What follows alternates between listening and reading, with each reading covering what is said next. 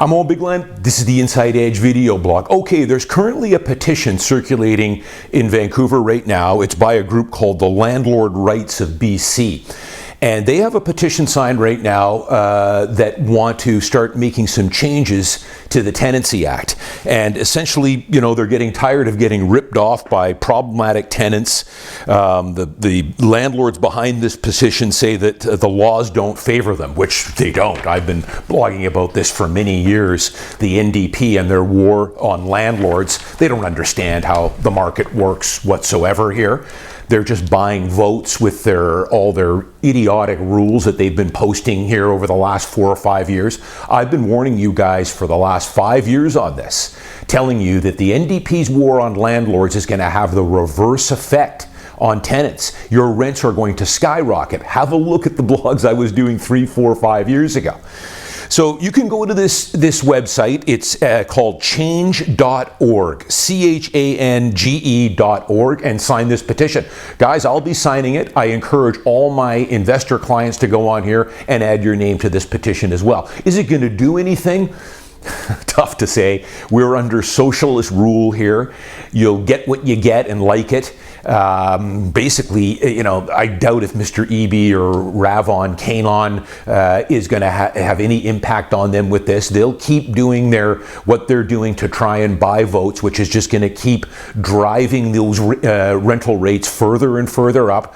It's a great market if you can place a new tenant, which I've happened to be able to do 2 now in the last 6 months, and get back up to full market rent. I'm only down on a couple right now, one in Richmond that I'm hoping this tenant probably is going to move out one of these days, and then I'll raise the rent up.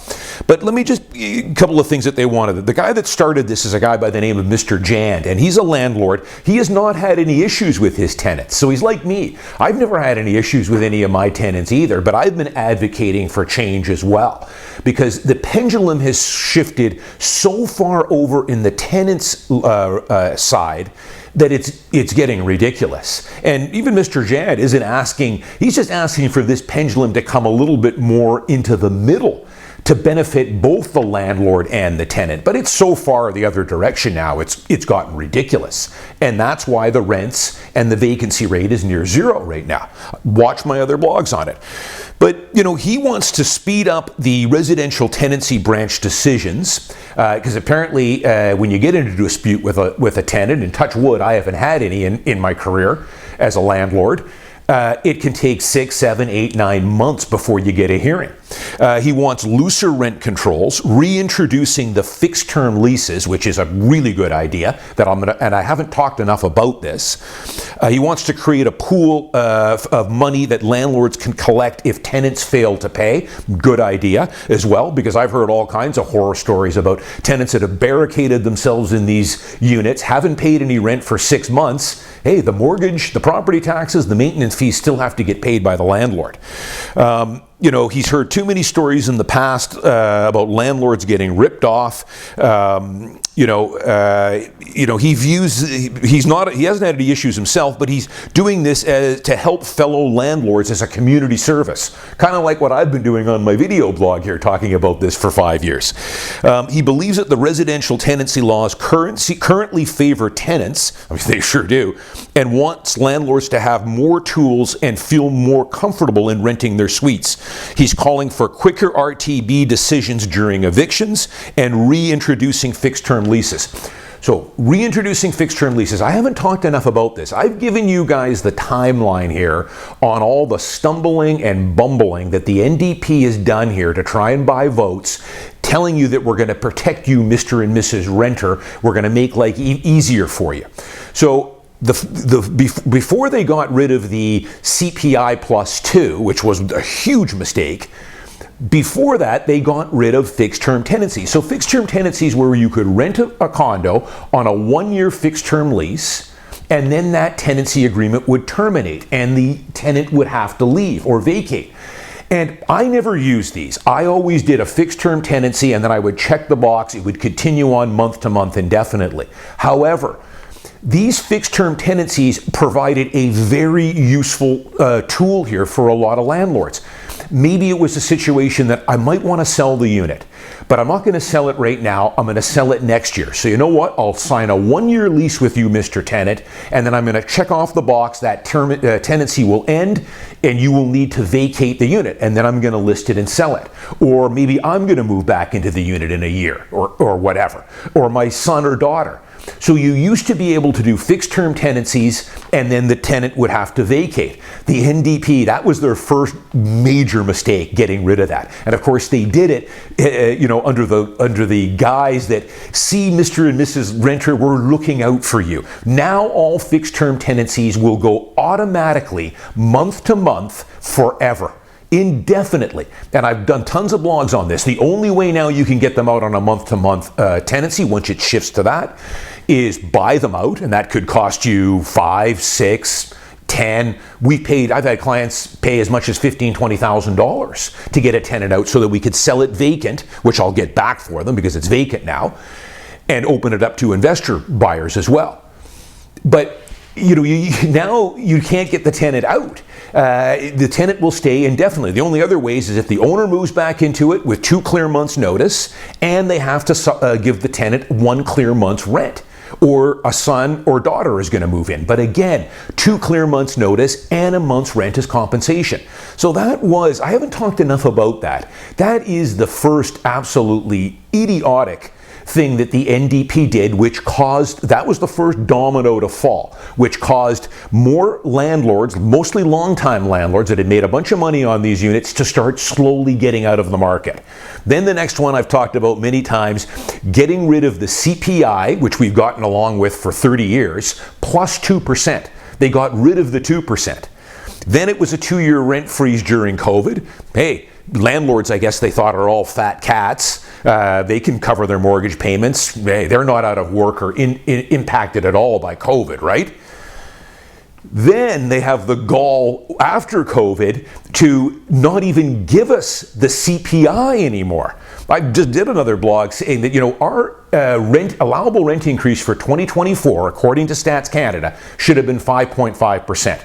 Instead, they give us 3.5%. Meanwhile, I've done this ad nauseum, all these videos about how our costs have skyrocketed, property taxes up double digits, maintenance fees up double digits, insurance up over 100% in the last 3 years.